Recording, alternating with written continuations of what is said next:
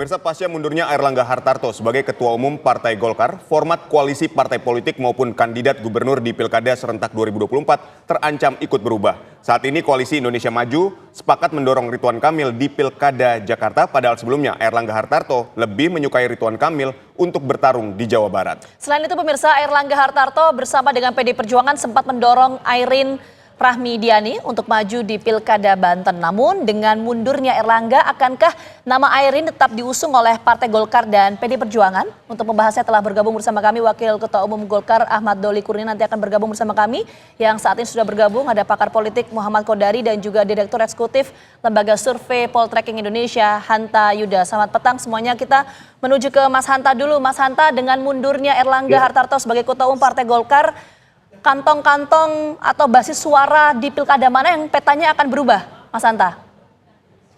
Ya, salah satu kelompok politik yang sekarang cukup tegang dengan mundurnya Pak Airlangga adalah para calon kepala daerah. Jadi sudah cukup banyak ya, sudah lebih dari 100 yang sudah dikeluarkan rekomendasi oleh Partai Golkar. Itu bisa jadi memang ada terancam terkoreksi. Tapi menurut saya tidak terlalu masif ya, karena terutama di kabupaten kota, daerah-daerah kurang strategis. Tapi mungkin saja nanti ada koreksi menurut prediksi saya di daerah-daerah yang sangat strategis. Nah, jadi yang menarik setelah Pak Airlangga mundur ini ada dua, bursa Ketua Umum Partai Golkar pengganti Pak Airlangga. Yang kedua adalah kemungkinan ada perubahan peta konstelasi, peta politik dan peta kandidasi di nama-nama pilkada-pilkada yang strategis. Nah, jadi kalau kita perhatikan memang kalau bicara strategis pilkada kita adalah daerah Jawa dan beberapa daerah yang sangat besar ya. Daerah Jawa itu bisa jadi Jakarta, Jawa Barat. Meskipun per hari ini kita belum melihat tendensinya, tapi tidak menutup kemungkinan ada dinamika itu, ada kemungkinan koreksi-koreksi yang terjadi setelah mundurnya Pak Airlangga. Dan jangan lupa, posisi Ketua Umum Golkar ini ada dua hal yang membuat dia sangat strategis dan panas. Satu, di bulan Agustus ini seperti tadi kita bahas, semua tanda tangan Ketua Umum itu sangat penting. Kapanpun kalau mau diubah itu sangat bisa. Meskipun tadi sudah ada statement dari Pak Doli, kemungkinan tidak berubah, ya, tetapi bisa diubah kalau Ketua Umumnya berganti. Itu satu. Yang kedua, bulan September dan Oktober itu Ketua Umum Golkar sebagai veto player di Golkar memiliki hak veto tanda petik, memiliki hak prerogatif mengirim nama-nama menteri-menteri yang akan dikirim kepada Prabowo sebagai presiden terpilih di bulan September Oktober prosesnya. Jadi sangat strategis sekali posisi Ketua Umum Golkar ini. Nah, dinamikanya apakah nanti ada perubahan? Kalau Jakarta begini, kalau Jakarta itu betul-betul ada kompetisi yang sangat tajam, kompetisi betulan, misalnya Anies Baswedan incumbent maju, maka nama Ridwan Kamil itu tidak bisa tidak. Tidak ada pilihan, suka atau tidak suka kelompok politik karena pertimbangan elektoral, maka Ridwan Kamil tidak ada pilihan. Bahkan wakilnya itu harus dicari yang memiliki aspek elektoral, kontributif secara elektoral di posisi cawagup. Tetapi ini juga sedang bergulir apabila di Pilkada DKI, kita bicara DKI saja selain Jawa Barat dan sebagainya, kemudian tidak ada kompetisi yang terlalu ketat. Kemungkinan koalisi Indonesia Maju terkonsolidasi semakin solid, Anies Baswedan semakin sulit, artinya gagal maju, lawannya hanya kota kosong atau calon perseorangan. Nah, kalau lawannya calon perseorangan atau calonnya adalah kota kosong lawannya, maka yang diusung oleh Kim adalah kandidat jadi, gubernur jadi. Nah, disitulah kemungkinan ada nama Kaisang yang bisa jadi menjadi nominasi yang diperhitungkan selain Ridwan Kamil. Apakah dipasangkan, apakah berpasangan, atau bisa ada perubahan komposisi. Karena itu menjadi variabel yang berubah karena kemungkinan akan jadi. Selain tentu nama Kaisang ada potensi di Jawa Tengah. Poin saya adalah ketika ada keinginan atau aspirasi politik dari aktor-aktor politik kuat, itu bisa jadi akan merubah konstelasi politik termasuk di Partai Golkar per hari ini. Baik, dari Mas Hanta kita menuju ke Bang Kodari. Bang Kodari, Anda melihat akan seperti apa kontestasi di pilkada di seluruh Indonesia? Atau kita ambil yang lebih spesifik, pertama di Jakarta, di Jawa Barat, dan di Banten. Terutama di Banten kalau kita lihat ada koalisi koalisi Banten Maju dengan 10 partai politik yang mendukung pasangan Sony Dimyati gitu. Kemudian Partai Golkar dan Partai PDIP ini kan mendukung pasangan Airin dan Ade gitu. Nah, Anda melihatnya seperti apa? Apakah di Banten misalnya atau di Jakarta dan di Jawa Barat, Anda melihatnya apakah akan ada perubahan ketika Airlangga ini tidak lagi menjadi ketua umum dan akan ada ketua umum yang baru? Pertama, menurut saya kita harus bagi soal pilkada ini dalam dua kategori ya. Aditya, pertama yang sudah dikeluarkan suratnya dan yang kedua yang belum dikeluarkan suratnya. Kalau yang sudah dikeluarkan suratnya, hemat saya tidak akan ada banyak perubahan. Terutama kalau kita bicara Jawa Barat dan DKI. Ya. Jawa Barat dan DKI ini buat saya satu tarikan nafas karena variabel Ridwan Kamil di sana. Jadi sebelum, menurut saya tidak akan ada perubahan yang besar di sana, bahwa Deddy Mulyadi tetap di Jawa Barat dan Ridwan Kamil ke Jakarta siapapun lawannya, karena sebetulnya ini sudah disepakati bahkan sebelum Ridwan Kamil sebelum Airlangga Hartarto mundur. Yang dinamis itu kan sebelum Airlangga Hartarto ikut mendukung Ridwan Kamil di Jakarta dan Deddy Mulyadi di Jawa Barat. Tetapi karena sudah disepakati, saya kira tidak akan berubah. Mungkin yang masih mengalami dinamika adalah di Jawa Barat. Kalau patokan saya adalah pernyataannya Bang Doli Kurnia bahwa di Jawa Barat bahwa kandidat-kandidat yang sudah diputuskan itu tidak akan ada perubahan, saya membacanya kalaupun ada perubahan, wakilnya Airin yang tadinya mungkin Ade Sumardi ya dari PDI Perjuangan, bukan mustahil akan ke Andra Soni, karena saya pernah mendengar sesungguhnya format awal itu adalah pasangan Airin dan Andra Soni, bukan maju sendiri-sendiri seperti sekarang. Nah, yang nomor dua soal daerah-daerah yang suratnya belum keluar dan menurut saya cukup banyak, bisa saja terjadi dinamika. Di mana dinamika itu adalah kandidat Partai Golkar yang tadinya akan keluar atau berseberangan dengan Koalisi Indonesia Maju, ada kemungkinan akan mengerucut atau akan bersama-sama dengan Koalisi Indonesia Maju. Saya kira itu perubahan yang mungkin terjadi pasca lengsernya Airlangga Hartarto dari Ketua Umum Partai Golkar. Oke, tapi apakah kemudian juga akan berpengaruh terhadap peta pilkada, misalnya tadi belum dijelaskan spesifik di Jawa Tengah, itu nanti seperti apa? Apakah akan ada pengaruhnya di sana? Nanti kita akan coba bahas usai jeda berikut. Kami kembali hadir saat lagi untuk Anda. Oke, kita menuju ke Mas Hanta. Mas Hanta, kita tahu sebelum Pak Airlangga ini mundur jadi Ketua Umum Partai Golkar, ini kan peta di Banten yang merupakan basis suara dari Partai Golkar itu adalah PDI Perjuangan berencana akan berkoalisi dengan Partai Golkar mengusung Airin ya.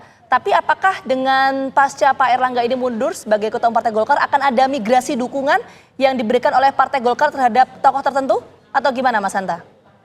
Ya, kalau dari sisi Golkarnya sebelum Pak Airlangga mundur pun sudah ada suara dari Bang Doli Kurnia ya kalau tidak salah sebagai Ketua Bapilu, Waketum untuk menginginkan supaya pengganti Dimyati itu mengawinkan Andra Gerindra dengan Airin dari Golkar. Tapi itu kan belum mendapatkan respon, mungkin sudah terlambat karena itu kan keinginan awalnya.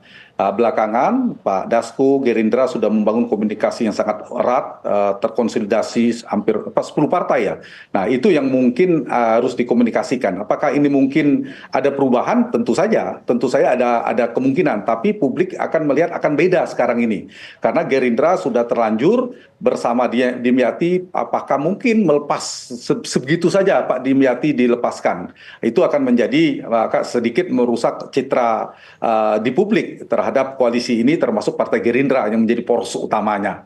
Nah, yang kedua, apakah akhirnya mereka akan berhadapan-hadapan? Ya, kalau dari kepentingan Koalisi Indonesia Maju, tentu harapannya memang mereka bersama. Cuma tinggal bolanya menurut saya bukan di Golkarnya. Karena di Golkar pun sudah membuka komunikasi itu terakhir yang saya ikuti ya di media. Nah, yang justru sekarang apakah Kim minusnya Golkar itu menerima kemungkinan itu membuka potensi itu. Kalau misalnya dari sisi Gerindra membuka potensi itu sangat mungkin untuk kasus Banten. Sedikit saya tambahkan, Jakarta itu mungkin untuk posisi gubernur tidak. Karena Ridwan Kamil ini kan selain elektabilitasnya bagus, beliau juga adalah orang yang berjasa dalam pemenangan Prabowo Gibran. Kinerjanya bagus secara elektoral, personality dan rekam jejaknya juga bagus itu. Nah, yang mungkin dinamis di wakil. Terakhir kan sebelum mengundurkan diri, siangnya kalau tidak salah Pak Airlangga kan menyebutkan wakilnya inisial S kalau tidak salah. yang mungkin dari PKS orang menganggap S itu Pak santer terdengar Suswono, mantan Menteri Pertanian di era Pak SBY pada saat itu.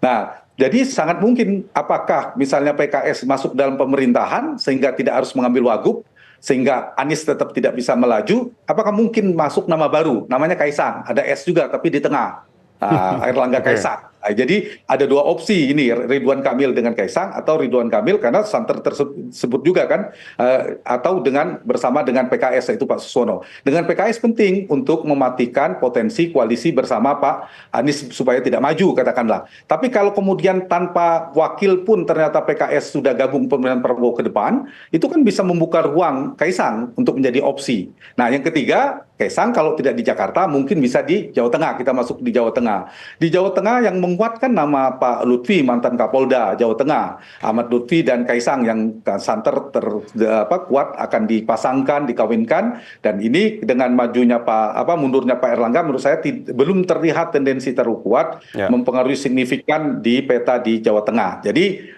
menurut saya jadi ada variabel Kaisang kalau tidak di Jakarta di Jawa Tengah. Itu penting satu. Yang kedua adalah nama-nama yang tadi hasil komunikasi di Koalisi Indonesia Maju. Yang di Koalisi Indonesia Maju ini ada dua partai yang paling berpengaruh, yaitu Partai Gerindra, dan yang kedua ada Partai Golkar. Nah, dengan suksesi di Partai Golkar, Ketua Umum Partai Golkar, kita bisa melihatnya dari sisi itu. Golkar akan berkomunikasi dengan Kim, wabil khusus yang paling berpengaruh kuat adalah Gerindra. Itu arahnya. Yang kedua dengan Pak Jokowi sendiri tentunya. Gerindra tentu Pak Prabowo, yang satu lagi adalah Pak Jokowi. Jadi kalau disingkat, disederhanakan aktornya ya ada Pak Prabowo di Gerindra dengan Bang Dasko dan sebagainya. Kemudian ada Pak Jokowi, entitas kuat di Koalisi Indonesia Maju, dan Golkar sendiri, dan kita tunggu Golkar siapa ketua umumnya.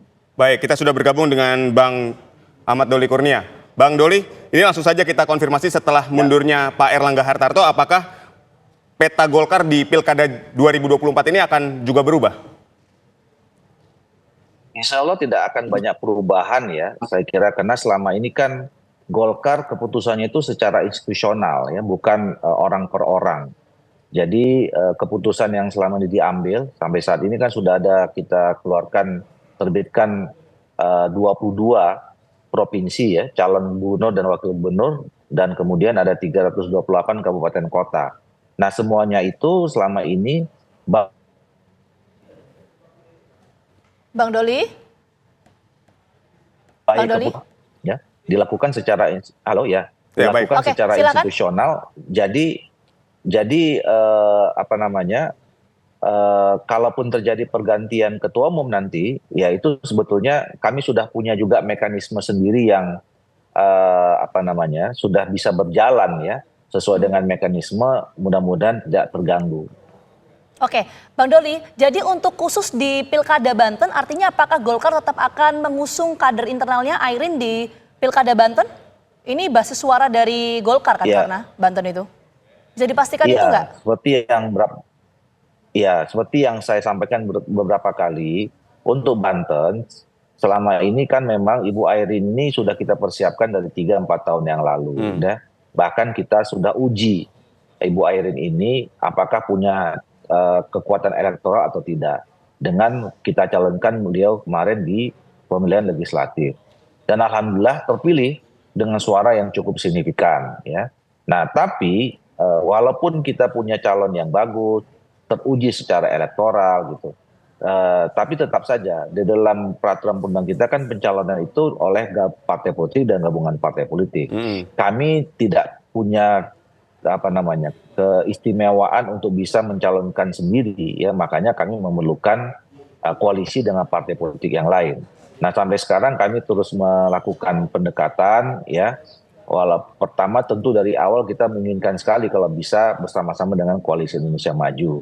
Walaupun sekarang teman-teman Koalisi Indonesia Maju sudah sudah juga membentuk poros sendiri ya, kami sampai sekarang tetap terus melakukan pendekatan ya, mana tahu masih ada peluang untuk bisa kita bersama kembali. Walaupun juga dengan partai politik yang di luar sudah terbentuk poros baru itu, kami terus melakukan komunikasi juga untuk bagaimana bisa Ibu Airin tetap bisa kita calonkan. Baik, lalu untuk Ridwan Kamil apakah tetap akan di Jakarta atau sesuai dengan elektabilitasnya dia tertinggi di Jawa Barat. Apakah akan ada perubahan setelah Pak Erlangga ini mundur? Saya kira tidak akan ada perubahan di Jakarta. Kami sudah memutuskan waktu itu satu paket ya. Kita sudah berkomunikasi dengan teman-teman Koalisi Indonesia Maju untuk menyepakati Pak Deddy Mulyadi di Jawa Barat dan Pak Ridwan Kamil di Jakarta. Nah, tapi kami seperti biasa tadi saya katakan, kami kan juga bukan hanya sekedar mendorong kader yang kami anggap terbaik, tetapi juga harus menyiapkan perangkatnya supaya memang betul-betul bisa berkompetisi menjadi calon gubernur dan kemudian ada pasangannya sebagai calon wakil gubernur. Makanya sampai sekarang di Jakarta ini kami masih menunggu proses akhir ya, pematangan dan mencari momentum kapan kami akan umumkan secara formal Ridwan Kamil dengan siapa partai-partai politik pengusungnya yang nanti kita sebut sebagai Kinplus, termasuk juga pasangannya nanti siapa sebagai calon wakil gubernurnya. Baik, kita ke Bang Kodari. Bang Kodari, seberapa besar sih pengaruh nantinya Ketua Umum Partai Golkar yang baru untuk mengubah peta Pilkada 2024 ini? Sebetulnya untuk yang daerah-daerah strategis hemat saya sudah mengerucut ya sebelum Pak Erlangga itu mengundurkan diri. Tetapi dengan pergantian Ketua Umum yang baru, saya asumsikan bahwa justru kohesi dengan Kim itu akan semakin kuat, semakin mengerucut gitu. Terutama daerah-daerah yang saya katakan tadi belum diputuskan oleh Partai Golkar. Justru ketiadaan Pak Erlangga itu justru lebih memastikan bahwa Partai Golkar akan lebih sejalan dengan Koalisi Indonesia Maju gitu. Perbedaan-perbedaan pendapat itu justru terjadi pada masa atau pada saatnya Pak Erlangga gitu. Jadi potensi-potensi perbedaan antara Koalisi Indonesia Maju dengan Partai Golkar hemat saya khususnya untuk daerah yang belum diputuskan itu semakin mengecil. Kalau untuk daerah yang sudah diputuskan seperti misalnya Banten memang kan agak susah tuh untuk berubah karena apa? Karena suratnya kan sudah keluar, proses politiknya sudah mengerucut dan saya kira kalau misalnya nanti ada munaslup untuk memilih ketua umum definitif, barangkali nanti Bang Doli bisa jawab ya. Kalau betul bahwa pendaftaran kepala daerah itu harus oleh ketua umum definitif, maka munaslup itu bukan hanya sudah dipenuhi syaratnya di dalam ADART seperti disampaikan Bang Doli tadi malam, tetapi urgensi kebutuhan pada hari ini situasi menghadapi pilkada justru mewajibkan Partai Golkar untuk segera memiliki ketua umum definitif. Tapi siapapun yang terpilih sebagai ketua umum definitif, postulat saya, hipotesa saya bahwa dia akan jauh lebih kohesif dan istilahnya satu rampak barisan dengan Koalisi Indonesia Maju. Aditya. Baik, mungkin Bang Doli boleh dikomentari mengenai ketua umum definitif ini harus mengajukan calonnya dari ketua umum definitif. Akan seperti apa nanti mekanismenya?